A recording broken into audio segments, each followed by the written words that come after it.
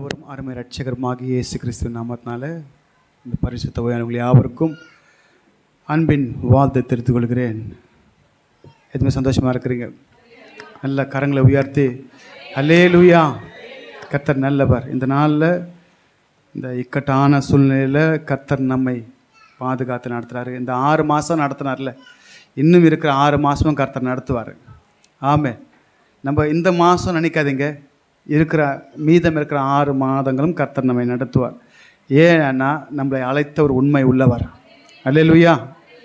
நமக்கு கொடுத்த சொல்லுங்கள், இந்த ஆண்டு வாய்த்தர் சொல்லுங்கள், இந்த ஆண்டு எங்களுக்கு கொடுத்த வாக்கு தத்துவம் கர்த்தர் நீங்கள் நிறைவேற்ற போகிறீங்க. அதை தாமதித்தாலும் அது கண்டிப்பாகவே நடந்து தீரும். அல்லேலூயா. தாமதமாகுதுன்னு என்ன பண்ணாதீங்க, சோர்ந்து போகாதீங்க. கர்த்தர் கண்டிப்பாகவே நமக்கு செய்ய வல்லவராக இருக்கிறாரு. அதனால் தொடர்ந்து ஜெபிங்க, கர்த்தரத்தில் கேளுங்க, கர்த்தர் பெரிய காரியத்தை செய்வார். சரி, இன்றைக்கு நம்ம பார்க்க வேண்டிய வார்த்தை தூரத்திலே நின்று. தலைப்பினது தூரத்திலே நின்று. பொதுவாகவே நம்ம தேவன் பரலோகத்தில் இருக்கிறாரு, நம்ம இந்த பூமியில் இருக்கிறோம். நம்ம தூரமாய் நின்று கேட்டாலும் கர்த்தர் கேட்பார். அல்லேலூயா. இப்போ நமக்கும் தேவனுக்கும் நடுவில் எத்தனை வானங்கள் இருக்குது? 7 வானங்கள் இருக்குது. பவுல் 3ஆவது வானம் வரைக்கும் போனார். யோவானை பரலோகத்துக்கு கர்த்தர் கொண்டு போனார்.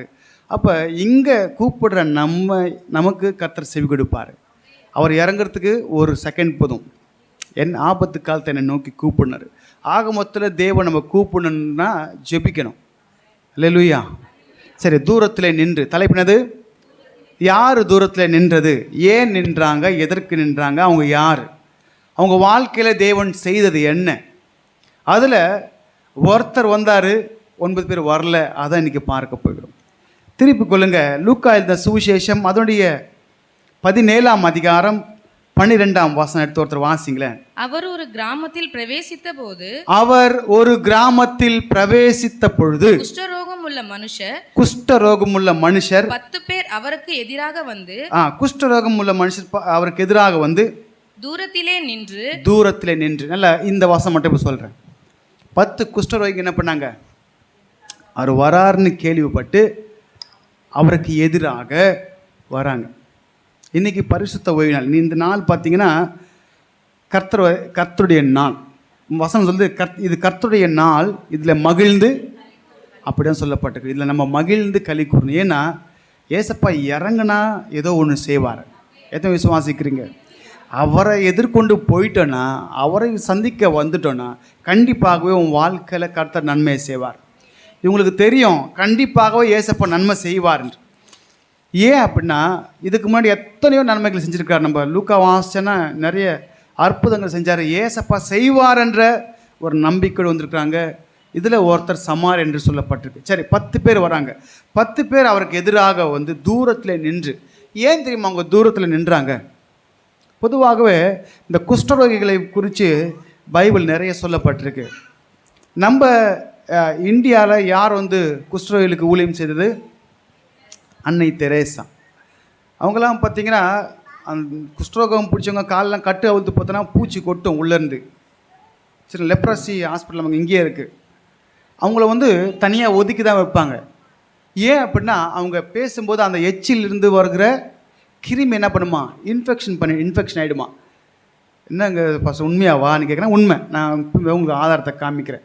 அதனால தான் அந்த நாட்களில் ஏன் குஷ்டரோகம் வந்துச்சு, நான் சில சாட்சிகளை உங்களுக்கு காண்பிக்கிறேன். குஷ்டரோகம் வர காரணம் என்ன?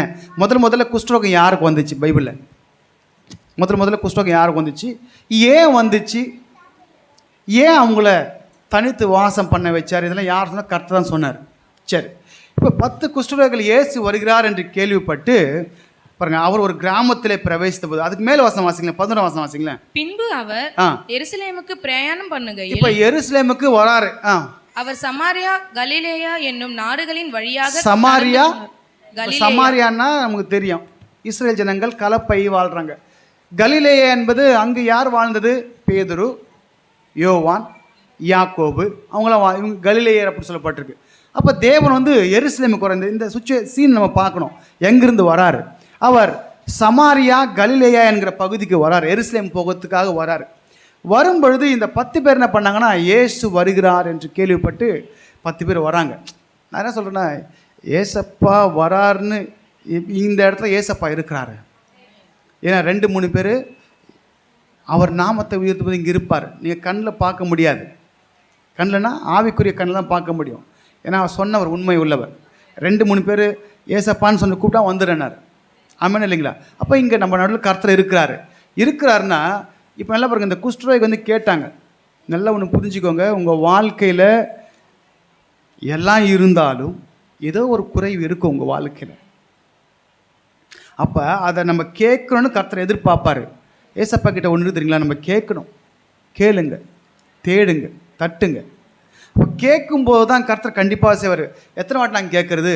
கேளுங்க, கேட்டுகிட்டே இருங்க.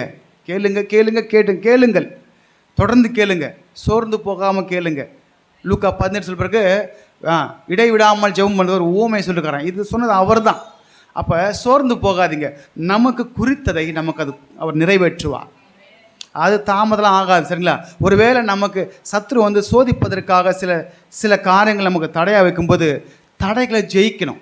அப்போ ஜெயிப்பதற்கு ஒரு ஆயுதம் தான் ஜெபம். சரி, இவங்க எத்தனை நாள் குஷ்டரோகம்னு யாருக்கு தெரியும்? உங்களுக்கும் தெரியாது, எனக்கும் தெரியாது. ஆனால் படைத்த கர்த்தருக்கு தெரியும். 10 பேர் வந்திருக்காங்க. இவங்க எத்தனை நாள், எப்போ குஷ்டரோகம் அவனுக்கு வந்துச்சு? ஏன்னா குஷ்டரோகத்தை வர வைக்கிறது அவர் தான். குஷ்டரோகத்தை வர வைக்கிறது யார்? அவர் தான். அப்போ எத்தனை நாள் குஷ்டரோகம் வந்திருக்குன்னு அவருக்கு தெரியும். அந்த ஊர் ஜனங்களுக்கும் தெரியாது, நமக்கும் தெரியாது. அப்போ இந்த 10 குஷ்டரோகிகள் அவருக்கு எதிராக வந்து நின்று தூரத்தில் நின்று, சரி முதல்ல ஏன் தூரத்தில் நிற்கிறாங்கன்னா, இந்த குஷ்டரோகிகளை வந்து பாளையத்துக்கு புறம்பே தள்ளி வைப்பாங்க. அதுக்கு பின்பதாக அந்த ஒரு குஷ்டரோகியுடைய குணாதிசயம் உங்களுக்கு சொல்கிறேன். அவனுக்குள்ளே எண்ணெய் இருந்துச்சு, மீதி 9 பேருக்குள்ளே எண்ணெய் இல்லை.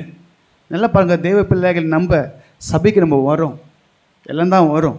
ஆனால் நம்ம தனித்துவத்தை கர்த்தரிடத்தில் காமிக்கணும். அப்போ 10 பேரில் ஒருத்தன் காமிச்சேன்னா அப்போ மற்றவங்க காமிச்சு நான் காமிக்க மாட்டேன்னு சொல்லுங்க. நம்ம எல்லாரும் அந்த ஒரு குஷ்டரோகியை போல் இருக்கணும். அல்லேலூயா. சரி, முதல்ல அந்த குஷ்டரோகத்தை குறித்து நான் சொல்லிவிட்டு அந்த மனுஷனுடைய குணாதிசயங்களை குறித்து சொல்கிறேன். சரி, ஏன் தூரத்தில் நின்னார்? ஒரு கேள்வி வர்றது உங்களுக்கு. குஷ்டரோகம் உள்ளவங்க தீட்டு உள்ளவங்களாம். குஷ்டரோகம் யார்? தீட்டு உள்ளவங்க. வாசிங்க லேவியராகமம் அதனுடைய 13ஆம் அதிகாரம் 45ஆம் வசனத்தில் அந்த குஷ்டரோகி என்ன பண்ணுன்னு அங்கே சொல்லப்பட்டிருக்கான். அந்த வியாதி உண்டாயிருக்கிற குஷ்டரோகி வஸ்திரம் கிழிந்தவனாயும். இப்போ பாருங்க, அவன் குஷ்டரோகினா அவனுக்கு ஒரு அடையாளம் ஆண்டவர் சொல்லியிருக்காரு. என்ன பாருங்க, அவன் வஸ்திரத்தை கிழிச்சிக்கணுமா? என்ன பண்ணுமா? கிழிஞ்சிருக்கணும்.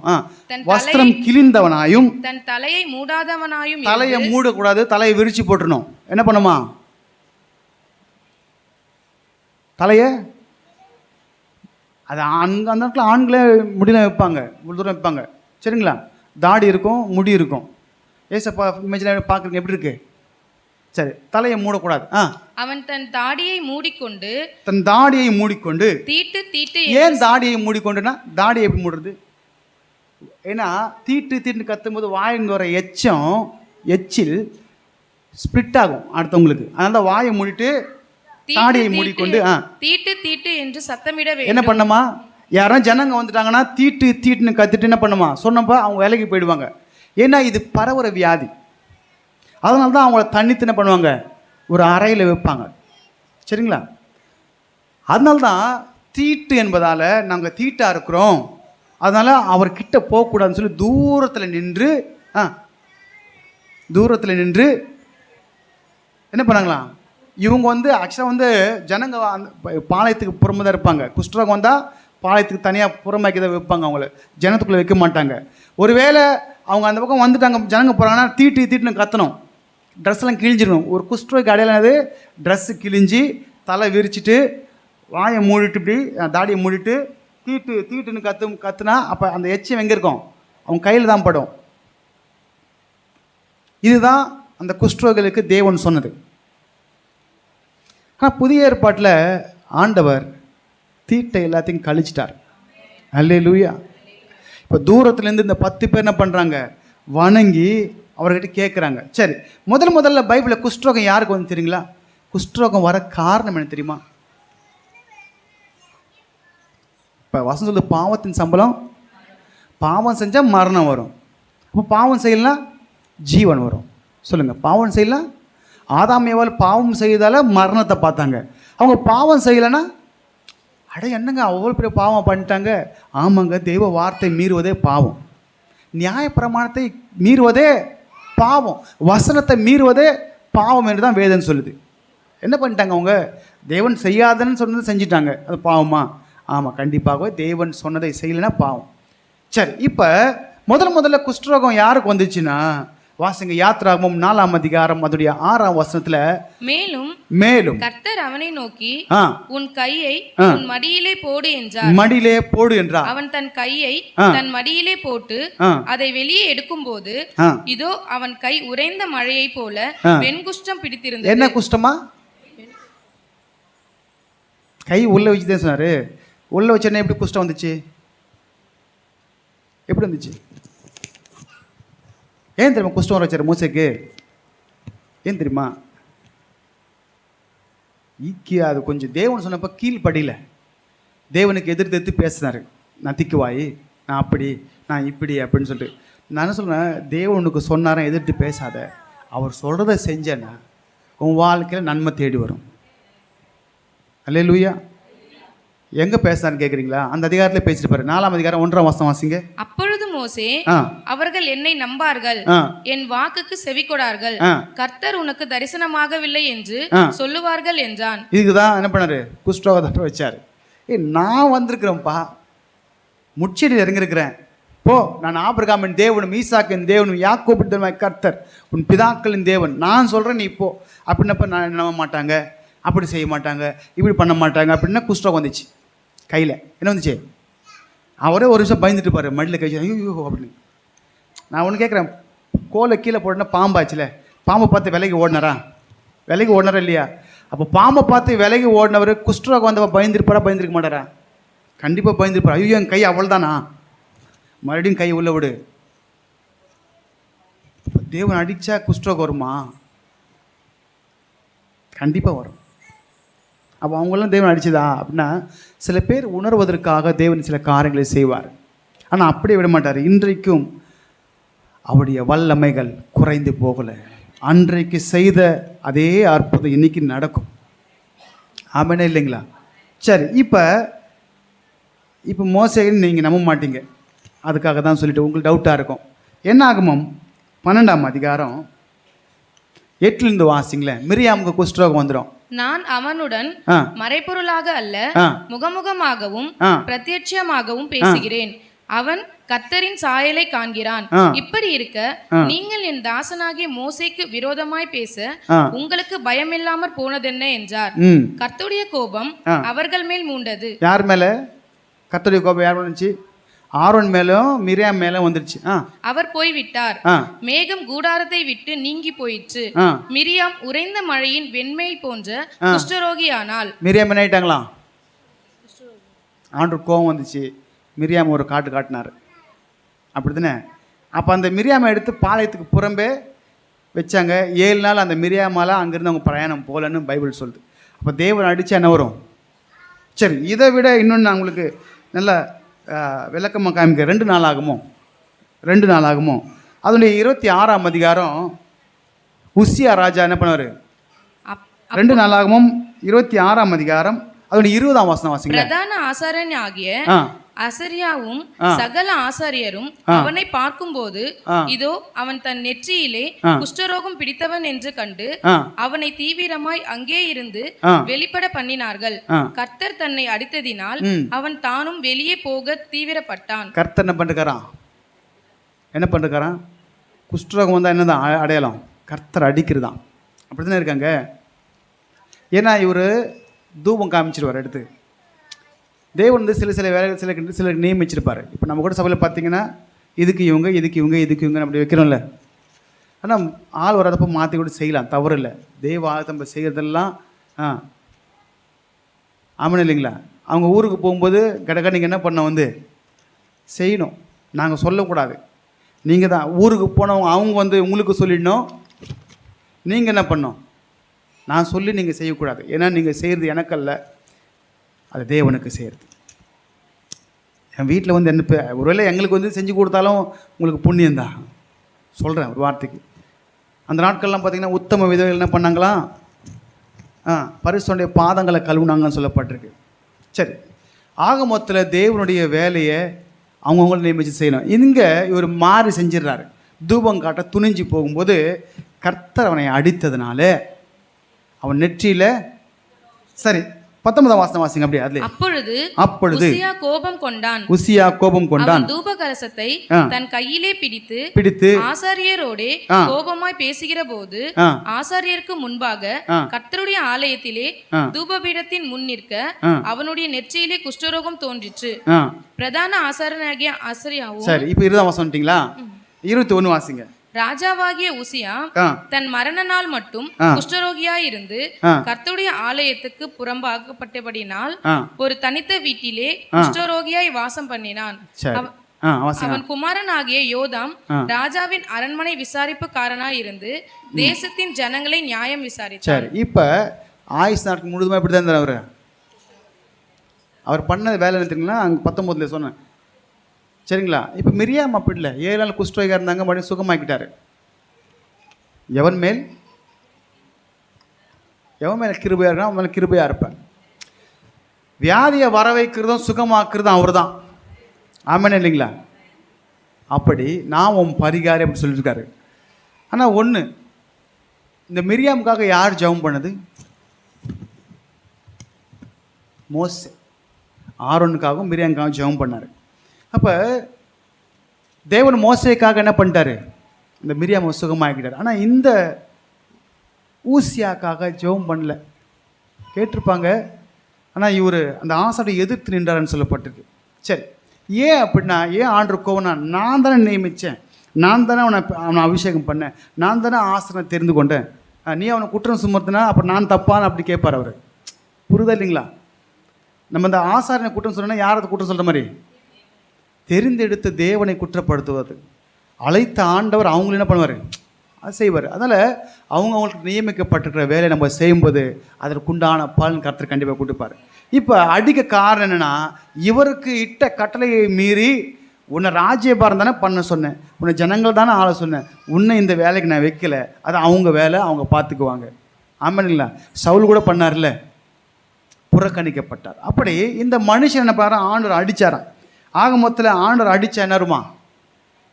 அடிக்கிறது தான் குஷ்டம், அரிக்கிற குஷ்டம். நீங்கள் குஷ்டம் பார்த்துருக்கீங்களா? விரலாம் காணாமல் போயிடும். ஆமாம் இல்லைங்களா? நாற்று அடிக்கும் அவங்க பக்கத்தில். ஆமாம் இல்லையா?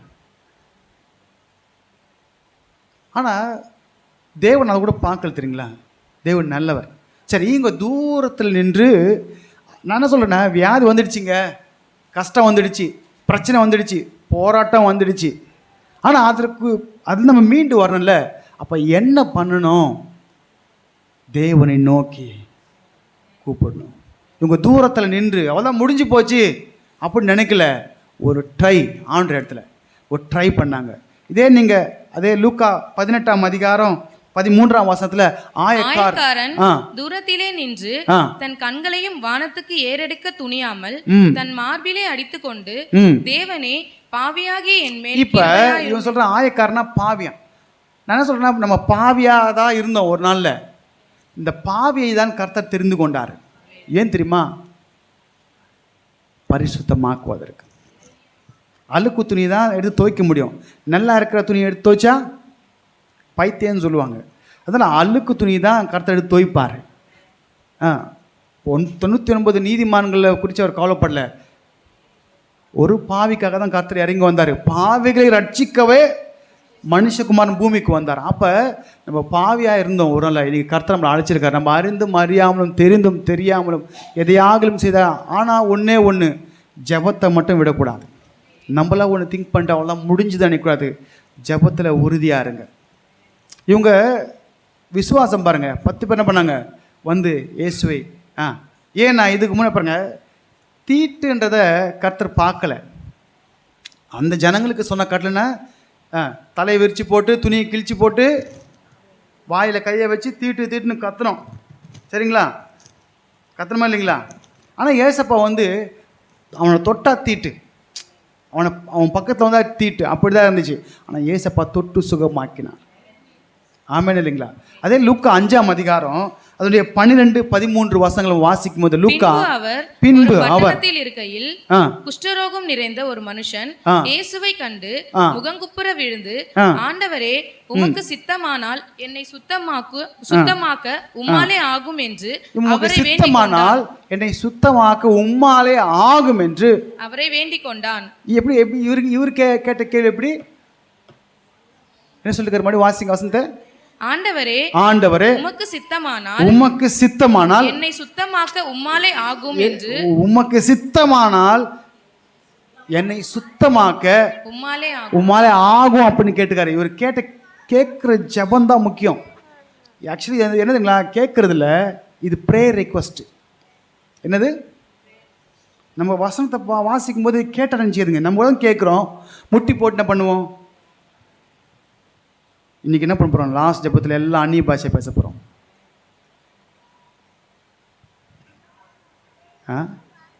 அந்நிய பாஷை கேட்கணும் ஆண்டவர் இடத்துல. ஆண்டவரே, அந்த நாட்களில் அடையாளமே அதுதான். நான் என்ன சொல்கிறேன்னா, கேட்கும்போது கர்த்தர் உங்கள் நாவுகளில் அதை சொல்ல வைப்பார். ஆமென் இல்லைங்களா? கர்த்தர் நல்லவர். சத்தமா என்ன சோகமாயிட்டீங்க? குஷ்டரோகியை பார்த்தா ஏங்க, குஷ்டரோகியை சுகமாக்கின தேவனுங்க. இங்கே இவன் கேட்டது கேள்விதான். இவன் கேட்ட கேள்வி அல்ல, இவன் வைத்த ஜபம் அப்படி. உமக்கு சித்தமானால் என்னை சுத்தமாக்க உம்மாலே ஆகும் அப்படின்னு சொன்னோடனே இயேசு அவனை தொட்டு கையை நீட்டி, அவர் தமது கையை நீட்டி அவனை தொட்டு எனக்கு சித்தம் உண்டு என்றார். நான் இதெல்லாம் வந்து பயங்கரமான மிராக்கிள். ஸ்பாட்லயே அப்பாங்க, கர்த்தர் அடிச்சா குஷ்டம், கர்த்தர் தொட்டா சுகம். அல்லேலூயா. அடிச்ச கர்த்தர் தான் தொட்டிருக்காரு. அப்ப அடி வாங்கினவன் அப்படியே விடல, அடித்தவரிடத்துல கேட்டான், ஜெபிச்சான். ஜெபித்த பொழுது கர்த்தர் மனதிறங்கினார். இறங்கி அவனை தொட்டார். தொடமாட்டாங்க, எல்லாம் போயிடுவாங்க. ஆனால் தேவன் அவனுக்காக இறங்கினார். அதுதான் தேவன். நம்ம கூட நம்ம சொந்த பந்தம் கூட நமக்கு ஒரு இறங்க மாட்டாங்க. ரொம்ப க்ளோஸான ஃப்ரெண்டு கூட நமக்காக இறங்க மாட்டாங்க. ஆனால் தேவன் இறங்கி செய்கிறவர். பரலோகத்தை விட்டு இறங்கவும் தெரியும், சிங்காசனத்தை விட்டு இறங்கவும் தெரியும். உங்களுக்காக அவர் இறங்கி வர வல்லவர். எத்தனை பேர் சந்தோஷமா இருக்கிறீங்க? அல்லேலூயா. இப்போ கேட்குற ஒரு விதம் இருக்கு. ஆண்டவரே, உமக்கு சித்தமானால் என்னை சுத்தமாக்க. நான் எனக்கு ஒரு கேள்வி வந்துச்சு, இவனை மட்டும் ஏன் தொட்டு சுகமாக்குனாரு, அவங்கள மட்டும் ஏன் போனாரு? எதுக்கா டவுட் வந்திருக்கா உங்களுக்கு? இவங்க இருந்து கேட்டாரு, தொட்டு சுகமாக்குனார்ல, இவருக்கு ஏன் தொட்டு சுகமாக்குனாரு, அவங்களையும் போக சொன்னார்? அந்த இடம் தான் முக்கியம். சரிங்களா? எந்த ஜனங்க கிட்ட ஆண்டவர் பேசுகிறார்.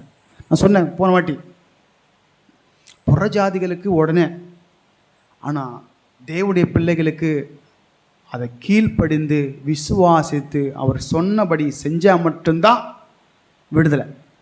அல்லேலூயா. இல்லை அப்படியே நடந்துடணும்னா அதெல்லாம் வாய்ப்பே இல்லை ராஜா, வாய்ப்பே இல்லை. ஆமென் தானே? இவனை தொட்டு சுகமாக்கினார்ல 5ஆம் அதிகாரத்தில். இந்த 17ஆம் அதிகாரத்தில் இவங்களை மட்டும் ஏன் போக சொன்னார்? ஏன் வாய் கேள்வி வருமா இல்லையா? இவர் எருசலேமுக்கு வரும்பொழுது சமாரியா, கலிலேயா என்ற பகுதி அவர் ஆல்ரெடி அவர் சூயஸ்லாம் அங்கே சொல்லியிருக்கிறாரு. சொல்லி என்ன பண்ணிருக்காரு, நிறைய அற்புதம் செஞ்சிருக்காரு. இப்போ அவரால் நடக்கப்படணும்னு சொன்னப்போ அவங்க போய் செய்யணும். நல்லா பாருங்கள் தேவ பிள்ளைகளே, நம்ம தேவன் சொன்னதை செய்து பாருங்கள். செஞ்சால் லாபம் நமக்கு. சொல்கிற வேலை அவருக்கு. பாருங்க, ஜெபிக்கிறோம், கேட்குறோம், அவர் சொல்கிறாரு, செஞ்சால் லாபம் யாருக்கு? செஞ்சால் லாபம் யாருக்கு? லாபம் எனக்கு. சரி, இப்போ வந்துடலாம். லூக்கா 17ஆம் அதிகாரம் 13ஆம் வசனம். இயேசு ஐயரே எங்களுக்கு இறங்கும் என்று சத்தமிட்டார்கள். என்ன சொல்றாங்க? அவர் எங்க இருக்காரு? மலை மேல இருக்காரு. எங்கே இருக்காரு? இறங்குங்கன்னு கேட்குறாங்களே, இல்லை பரலோகத்தில் இருக்கிறாராம். மனசு இறங்கணும். மனதுருகி கரம் நீட்டி அதிசயம் செய்பவரே ஐயா, மனதுருகி கரம் நீட்டி அதிசயம். அவர் மட்டும்தான், சொல்லுங்க, அவர் மட்டும்தான் அதிசயம் செய்கிறவர். ஆனால் கேட்கணும். கேட்கிற எவனும் பெற்றுக்கொள்வான். இப்போ கேட்குற இவங்க கேட்ட 10 பேர் பண்ணுறாங்க அப்படி சாஷ்டாங்கமாக விழுந்து தேவனத்தில் கேட்கும் பொழுது இவர் என்ன நினச்சிருப்பாங்கன்னா, தொட்டு சுகமாக்குவார் நம்மளை. 5ஆம் அதிகாரத்தில் நடந்தது போல், நாகம்மான் நினச்சது போல்.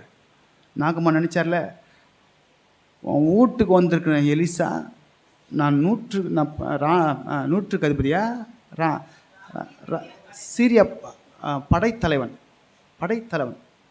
படைத்தலைவன்னா இன்னைக்கு படைகள் இருக்குல்ல, எத்தனை படை இருக்கு? நமக்கு எத்தனை இருக்குது? 3 படைகள் இருக்குது. வான்படை, தரைப்படை, கடல் படை. அன்னைக்கெல்லாம் அப்படிலாம் கிடையாது, ஒரே படை தான். அப்போ அந்த படைகளின் தலைவர் யுத்தங்களை நடத்துவது. தாவீதுக்கு ஒரு படை தலைவன் இருந்தான், யோவாப், அக்கா பையன் இருந்தான். அவன் தான் படை தளபதி, யுத்தங்களை நடத்துவது அவன் தான். சரி, இப்போ இவன் கூட கேட்குறான். கேட்கறது கேட்கணும். இங்கே ஏசப்பா போ ஆசாரன் உனக்கு காண்பின்னு சொல்கிறார்ல, அவன் நினச்சிருக்கலாம், என்னடா இது நாகமன் மாதிரி தொட்டு சுகமாக்குவார்னு பார்த்தா அங்கே போன்றாரு. அதுதான் ஆல்ரெடி ஒரு மாதிரி இருக்க உடம்பு சரியானா தானே போய் அங்கே ஆசாரன்கிட்ட காமிக்கிறதுக்கு. அவர் பார்த்துட்டு 7 நாள் அடைச்சி வச்சு மறுபடியும் செக் பண்ணுவார். ஒன்றுமே இல்லை, அன்கண்டிஷனாக இருக்கிறோம். உடம்புலாம் வெடிப்பாக இருக்குது, அங்கங்கே சீல் ஊற்றுது, ரத்தம் வருது, அழுகி போயிருக்கு. என்ன ஒரு ஆசாரன் போய் காமிக்க சொல்கிறாரு? யோசிச்சிருப்பாங்களா இல்லைங்களா? இப்போ உங்கள் வாழ்க்கையில் பிரச்சனை இருக்குவீங்களே, போங்க முட்டி போட்டு ஜெபம் பண்ணுங்க அப்படின்னு சொல்லும்போது, ஏன்னா இவர் மேலே கையை வச்சு நல்லா அனல் பறக்க ஜெபம் பண்ண அனுப்புகிறேன், பார்த்தா போய் வீட்டில் போய் ஜெபம் பண்ணு அப்படின்னு சொல்கிறாரு அப்படிங்க நினைக்கலாம்ல. சொல்லுவதற்கு ஒரு முகாந்திரம் உண்டு. நீங்கள் போய் நீங்கள் செப்பிங்க, நான் உங்களுக்காக தனியாக செப்பிப்பேன். அல்லேலூயா. இப்போ ஆண்டவர் சொல்கிறாரு 13ஆம் அதிகாரம், அவர்களை அவர் பார்த்து நீங்கள் போய் ஆசாரியர்களுக்கு உங்களை காண்பியுங்கள் என்றார். சொன்னார். என்ன பண்ணுங்க, அவர் சொன்னாருங்களா? அந்தபடி நீங்கள் அவர்களையும் பார்த்து நீங்கள் போய் ஆசாரியர்களுக்கு காண்பியுங்கள் என்றார். ஆனால் சொன்னார் அட்டன் டைமில் அந்தபடியே அவர்கள் போனாங்க. அவர்கள் பாயிண்ட் அது ஓகே, இருங்க. அவங்க போனாங்க, கேள்வி கேட்கல. நாகமானது சொன்னான், தொட்டு சுகமாக்குவார்னு பார்த்து, என் ஊரில் தண்ணியாக இல்லை, என் ஊரில் அது ஆற்றுக்கா பஞ்சம், உன் ஊரில் அவ்வளோ பெருசு இருக்குது அப்படின்னு. உனக்கு சொன்னதை நீ செய்யுப்பா. அப்புறம் கூட இருந்த வேலைக்காரர் சொல்கிறான், உனக்கு கஷ்டமான அவ்வளோ காணிக்க கொடு, இவ்வளோ காணிக்க கொடு, அதை பண்ணு, இதை பண்ணு, சாங்கியம் பண்ணுன்னு சொல்லி இதை பண்ணியிருப்பல்ல, தண்ணியில் தானே முழுக சொல்கிறாரு, போய் முழுகிதான் பாரு அப்படின்னு சொன்னப்போ அந்த 7 வாட்டி முழுங்கி ஏஞ்சான். அப்போ சின்ன பிள்ளைடைய சரீரத்தை போல் ஆச்சான். யார் சுகமாக்க நினைக்கிறீங்க? யார்? தேவன் தாங்க. யோர்தான் நதியில் வல்லமை இல்லை, யோர்தான் தண்ணியில் சுகம் இல்லை. இயேசுவினிடத்தில் வல்லமை இருக்குது, இயேசுவினிடத்தில் சுகம் இருக்குது. ஆமென் இல்லைங்களா? இந்த எலிசா கிட்ட கூட அவர் கிட்ட வரல, வாசலாக நின்று இருந்தார். ஏன்னா குஷ்டரோகி எங்கே வரக்கூடாது, தூரத்தில் தான் இருந்தார்.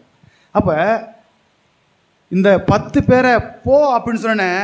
அந்தபடியே, இதுதான் என்னை மனசு தொட்டது. அந்தபடியே எந்த கேள்வியும் கேட்கலங்க. தேவ ராஜ்யத்தை சிறு பிள்ளைகளை போல் நீங்கள் விசுவாசிச்சிங்கன்னா உங்கள் விசுவாசத்துடைய கர்த்தர் செய்வார். நீங்கள் நம்பணும், அவ்வளோதான். வாசம் சொல்லி பாட்டெலாம் பாடுறோம், நான் நிற்கும் பூமி என் நம்பிக்கை என்னும் அஸ்திபாரம் அசைந்தாலும் நான் நம்புவதற்கு ஒன்றும் இல்லை என்றாலும் நம்புவேன் என் இயேசு ஒருவரை. ஆமென் இல்லைங்களா? சொன்ன உடனே அந்தபடியே இவங்க போனாங்க.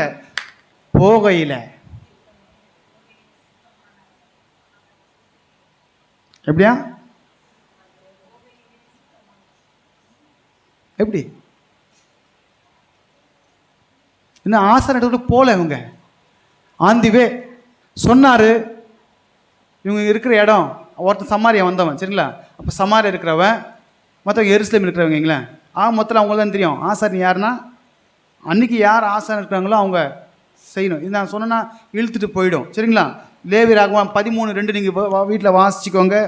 லேவி ராகவம் 14:2 நீங்கள் வீட்டில் வாசிச்சுக்கோங்க. நேரம் நமக்கு இல்லை சரிங்களா. 14:2 வாசிக்கும்போது அந்த குஷ்டரோகிக்கு சில சாங்கியங்களை செய்வாங்க. 7 நாள் அடைச்சி வைப்பாங்க, மறுபடியும் வந்து பார்ப்பாங்க சரிங்களா. பாருங்க, ஆசாரியனுக்கும் குஷ்டரோகிக்கும் ஒரே விதமான தீட்டு கழிச்சாங்க. அன்னைக்கு ஆசாரியனை பிரதிஷ்டை பண்ணதும் அப்படி தான்.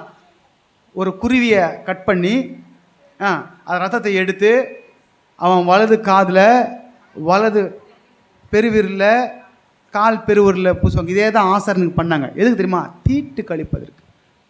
இப்போ ஜனங்கள்லாம் தீட்டாயிட்டாங்க, மனுஷங்களும் தீட்டாயிட்டாங்க. இப்போ தீட்டை கழிக்கணும். இப்போ நமக்கு தீட்டை கழிக்கிறது யார்? ஏசப்பா மட்டும்தான். இப்போ தீட்டு ஆக காரணம்னா பாவம் வந்துடுச்சு. தேவனுக்கும் மனுஷனுக்கும் நடுவே ஒரு பாவம் என்கிற தீட்டு வந்துடுச்சு. இப்போ பாவத்தை எடுக்க யாரால் முடியும்னா ஏசப்பாவால் மட்டும்தான் முடியும். ஏன் தெரியுமா? நடுவில் இருக்கிற தீட்டை எடுத்துட்டு தேவனையும் மனுஷனையும் ஒன்றாக்குவதற்கு. தேவன் வந்தது வானத்தையும் பூமியை இணைப்பதற்காக சரிங்களா.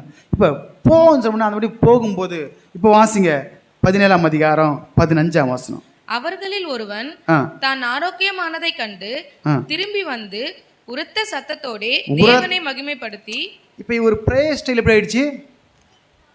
எப்படி ஆயிடுச்சு பிரேயர் ஸ்டைலு? இது பிரேயருங்க. இது சபை பிள்ளைங்க. நீங்கள் உங்கள் வாழ்க்கையில் ஒரே விதமாக இருக்கக்கூடாது. நீங்கள் உங்கள் வாழ்க்கையில் மாற்றம் வரணும். நீங்கள் இப்படியே இருந்தால் யாருக்கு லாபம்? தேவனுக்கும் லாபம் இல்லை, எனக்கும் லாபம். நீங்கள் நல்லா இருக்கணும். அப்போ அவன் வியாதியாக இருந்தப்போ கேட்டப்ப அதனுடைய தன்மை வேற. இப்போ சுகமாகிட்டு திரும்ப வந்து இப்போ ஆசாரங்கிட்ட போய் காமிக்கணுங்க. எப்பயுமே ஆண்டு வந்து ஆசாரங்கிட்ட போய் காமிக்கணும்னா சரியாயிடுச்சுன்னா காமிக்கணும். போயிட்டு சரியாயிடுச்சுன்னா காமிக்கணும். நீங்கள் லேவியராகமம் மட்டும் வாசிச்சுக்கோங்க. அவன் பார்த்துட்டு அந்த ஆசாரியன் பார்த்து 7 நாள் தனியாக வச்சு மறுபடியும் அடுத்த 8ஆவது நாளில் அவங்களுக்கு எல்லாத்தையும் பண்ணுவாங்க. சரி, இப்போ போ காமிக்கணும். இவங்க யோசிக்கல, நல்லாவே ஆகலை போன்றாரு, என்னடா இது. நான் என்ன சொல்கிறேன், நம்ம ஒரு வார்த்தைக்கு கீழ்ப்படிந்து நம்ம அடுத்த ஸ்டெப் எடுத்து வைக்கும்போது உன் வாழ்க்கையில் அற்புதம் நடக்கும். என்ன சொன்னது அவர். யார் சொன்னது? சொன்னது அவர். அவர் சொல்லுவார், நம்ம செய்யணும். உன் வாழ்க்கையில் எப்பேற்பட்ட பிரச்சனையாக இருந்தாலும் எதுவாக இருந்தாலும் அவர் சொல்ல ஆகும். அவர் கட்டளையிட்டான் நிற்கும். போகிற வழியிலே சுகமாயிட்டான். சுகமானதை கண்டு ஆசான இடத்துல போல மீது 9 பேர் எங்கே போனாங்க? எங்கே போனாங்கன்னு தெரியல. ஆக மொத்தத்தில் போனாங்க. ஆமாம் தானே? ஆனால் ஒருவன் என்ன பண்ணிட்டனா, அவர்களில் ஒருவன் தன் ஆரோக்கியமானதை கண்டு திரும்ப வந்து உரத்த சத்தத்தோடு. எப்படி ஆயிடுச்சு பிரேயர்? இப்போ உரத்த சத்தம். உன் வாழ்க்கையில் உன் ஜெப நிலை மாறின தெய்வ வாசனத்தை விசுவாசி. தெய்வ வார்த்தை நட. நான் என்ன சொல்கிறேன்னா, அவங்க கேட்டதில் அவங்களுக்கு லாபங்க. போன்னு சொன்னப்போ எந்த கேள்வியும் கேட்கல. 1008 கேள்வியும் கேட்காது. கர்த்தருடைய வசனம் சொல்லுதா, நீ பாட்டு உன் வேலையை பண்ணு.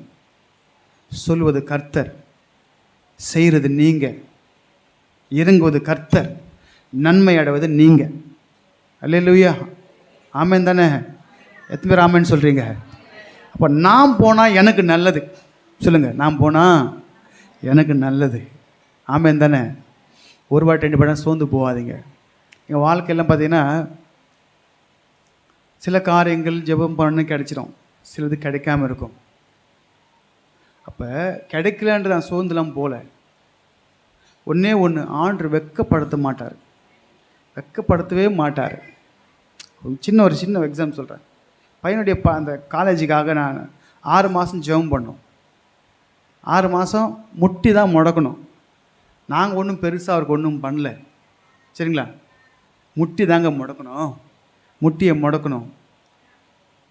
யாருடைய ஜெபங்கள் மற்றவருக்கு கிரியை செய்தனா, இன்றைக்கி முன்ன செய்த பரிசுத்தவான்கள் ஜெபம் தான் இன்றைக்கி நம்ம காக்கப்பட்டிருக்கிறோம். நம்ம செய்கிற ஜெபம் தான் பிள்ளைகளை காக்கும். ஆமாம் இல்லைங்களா? ஜெபம் பண்ணது நாங்கள், நன்மை பெற்றது யார்? நாளைக்கு டாக்டர்னு அவர் தான் கூப்பிடுவாங்க, என்ன எங்களை கூப்பிடுவாங்க. ஆமாம் இல்லைங்களா? ஆனால் 6 மாதமாக ஜெபித்தோம், 2 வருஷம் கிடைக்கல.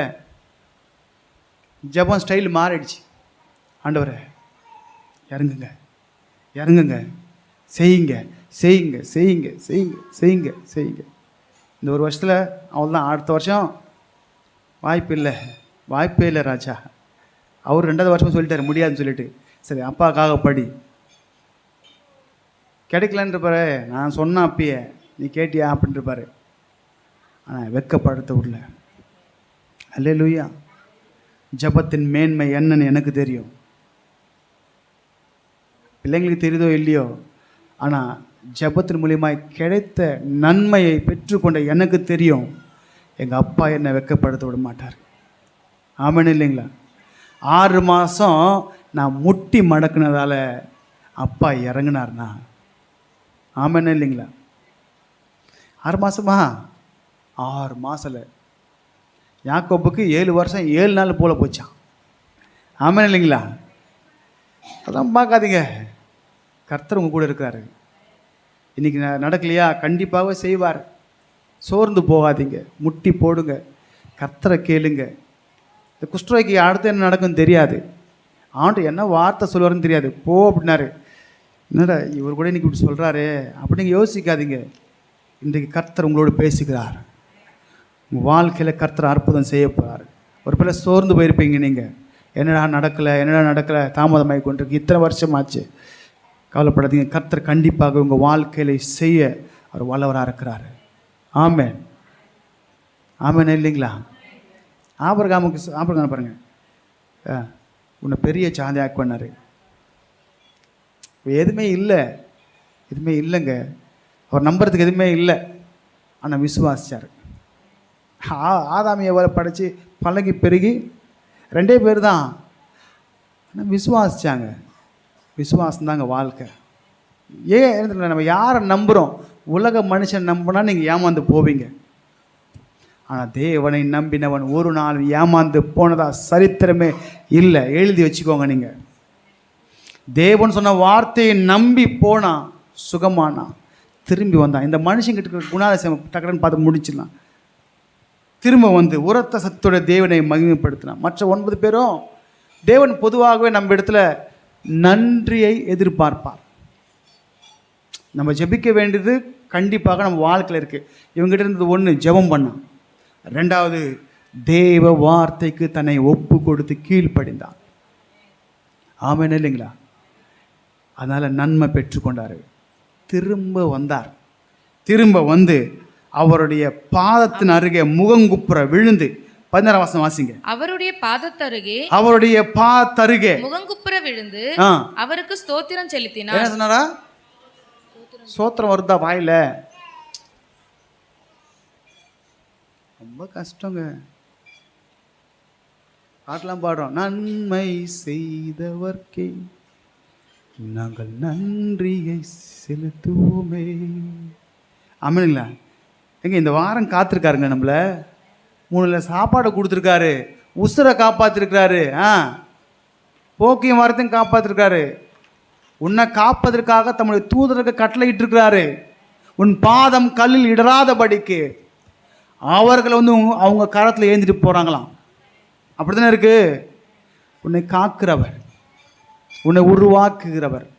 சரி, இப்போ அவருடைய பாதத்தின் அருகே முகங்குப்புற விழுந்து அவருக்கு ஸ்தோத்திரம் செலுத்தினான். அவன் சமாரியனாய் இருந்தான். தேவனை அறியாத ஒரு சமாரியன் ஸ்தோத்திரம் சொல்றான்னா நம்ம எந்த அளவுக்கு அதிகமாக சொல்லணும்.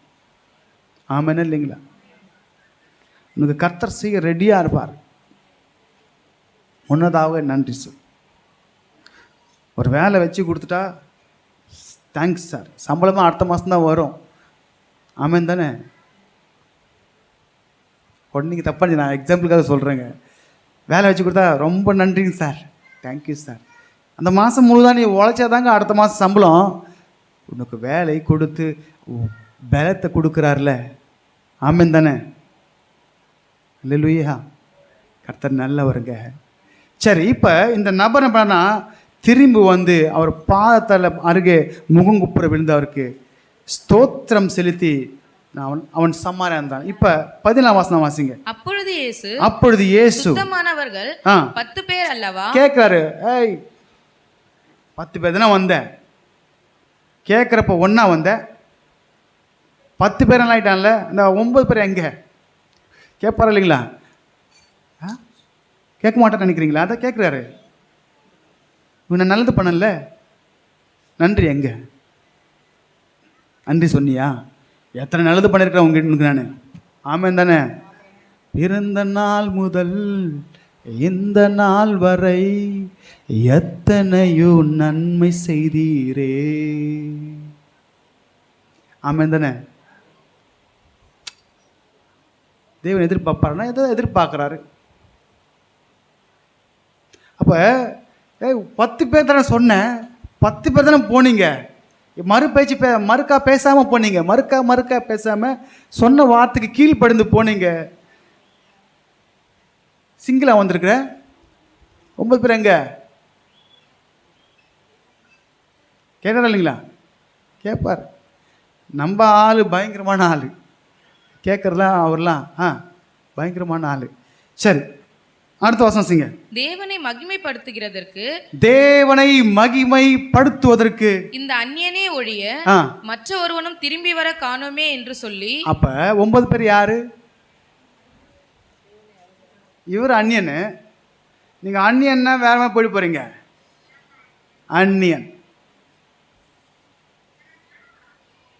அந்நியன்னா தேவனை அறியாதவன்.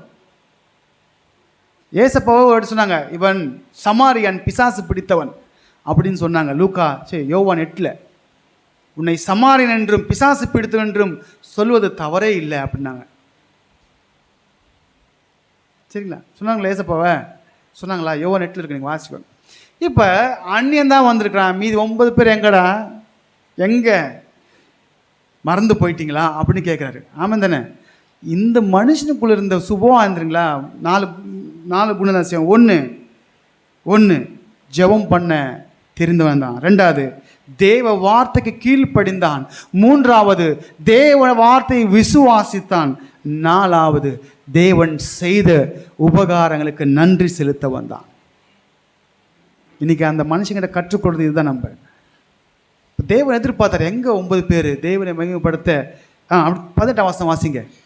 அவனை நோக்கி நீ எழுந்து போ, உன் விசுவாசம் உன்னை ரட்சித்தது என்றார். சரி, நீ எழுந்து போ, உன்னை நான் சுகமாக்கிட்டேன், எழுந்து போ, உன் விசுவாசம் உன்னை ரட்சித்தது என்றார். இப்ப அவன் சுகமாவதுக்கு காரணம் என்ன? அவன் விசுவாசம் தான் அவனை சுகமாக்கிச்சு. உன் வாழ்க்கையில நன்மை கிடைக்கலன்னா கிடைக்க போறது உறுதி. ஆனா பெற்றுக்கொள்ள நீங்க ரெடியா? உன் விசுவாசம் தான் உன்னை, நீ எந்த அளவுக்கு விசுவாசிக்கிறியோ அந்த அளவுக்கு உன் வாழ்க்கையில அற்புதம் நடக்கும். அல்லேலூயா. ஏங்க, நாங்கள் விசுவாசிச்சங்க, கர்த்தர் எங்களுக்கு செஞ்சாரு. அதே தேவன் தான், அதே அப்பா தான் உங்களுக்கும். நாங்கள் வணங்குற அதே தேவன் தான் நீங்களாம் வணங்குறீங்க. அப்போ லேட் ஆகுதுன்னு யோசிக்காதீங்க. தாமதமானாலும் கர்த்தர் கண்டிப்பாய் செய்வார். ஏங்க, நம்ம உணர்வுகளை புரிந்து கொள்ளாத வர தேவன் எல்லாம் தெரியும். நீங்கள் முழங்கால் படியிடுவதற்கு முன்பதாக உங்களுக்கு என்னது தேவை என்பதை பரமபிதா அறிந்திருக்கிறார். அப்போ ஏன் லேட்டு? ஏன் எனக்கு நடக்கலை? ஏன் வேலை கிடைக்கல? ஏன் ஆசீர்வாதம் வரல? ஏன் இந்த கஷ்டம்? இதான் நினைக்கிறீங்கன்னா தேவ வார்த்தைக்கு ஒன்று ஒப்புக்கொடு. பெக்மன் செய்யப்படார்ல, உடல்ல கொடு, உள்ளத்தை கொடு, ஒன்ன கொடு, ஒப்பு கொடு சந்தோஷமாய், இதிலே தேவன் பிரியமாய், இதிலே தான் மகிமை அடைகிறார். ஒன்று கொடு, ஒப்பு கொடு. அப்போ தேவனுக்கு ஒப்பு கொடுங்க, அவர் வார்த்தைக்கு ஒப்பு கொடுங்க. எங்க நான் போஸ்ட்மேனுங்க, தபால் அப்படின்வாங்க, தபால் போடுறது தான் என் வேலை. இந்த வார்த்தையை கொடுன்னு தான் சொன்னார். இந்த வார்த்தை நான் எழுதின வார்த்தை அல்ல, என் அப்பா உங்கள் அப்பா எழுதின வார்த்தை, என் தேவன் உங்கள் தேவன் எழுதின வார்த்தை. இதை எடுத்து கொடுனாரு. கொடுக்கறது என் வேலை, பிடித்து கொள்வது உங்கள் வேலை.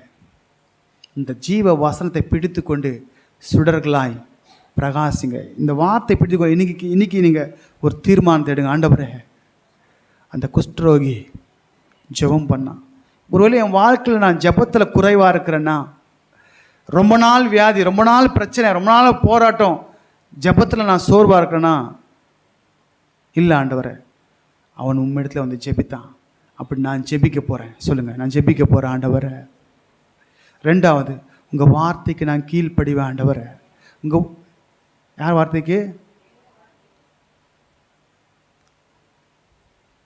உன் வார்த்தைக்கு கீழ்ப்படுவேன்றேன். பொண்ணை கட்டி கொடுக்கும்போது சொல்லுவாங்க, போய் புருஷன் பேச்ச கேட்டு ஒழுங்காக நடந்துக்கோமா, அப்போ உன் வாழ்க்கை நல்லா இருக்கும். நீ வாயாடியாக இருந்தா, எழுத்து பேசினா, அதே போல தான் அவருக்கு நிச்சயிக்கப்பட்டிருக்கிற நாம் அவருடைய வார்த்தையின்படியே நடப்போம். கர்த்தர் நம் வாழ்க்கை அளவில்லாத கிருபைகளால் நம்ம நிரப்புவார். வரும்போதே பூவும் அல்வாவும் வாங்கிட்டு வர மாதிரி. இப்போ உலகத்துக்காக சொல்கிறேன் பேச்சு. கணவன் பிரியமாக என்ன பண்ணுவார் மனைவி மேலே, வரும்போது என்ன வருவார், கேட்கலாம் தேவையில்ல, ஆட்டோமேட்டிக்காக அது வீட்டுக்கு வரும். ஆமாம் தானே? நீங்கள் சிரிக்கிறீங்க. அப்படி தான் அவர் இறங்கும் பொழுது எதையாவது ஒன்று கொடுக்கறதுக்கு தான் வருவார். ஆமாம் இல்லைங்களா? நம்ம செய்ய வேண்டியது அவரை கேட்கணும், அவரை நோக்கணும், அவர் வார்த்தைக்கு கீழ்ப்படியணும், அப்புறம் அவர் மேலே விசுவாசமாக இருக்கணும்.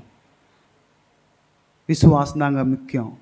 சொன்னார், நீ உன் விசுவாசத்தின்படி, உன் விசுவாசம் உன்னை ரட்சித்து தான், உன் விசுவாசம் தான், நீ நம்பின நம்பிக்கை தான் உனக்கு சரியாக்கிச்சு. ஆமாம் தானே?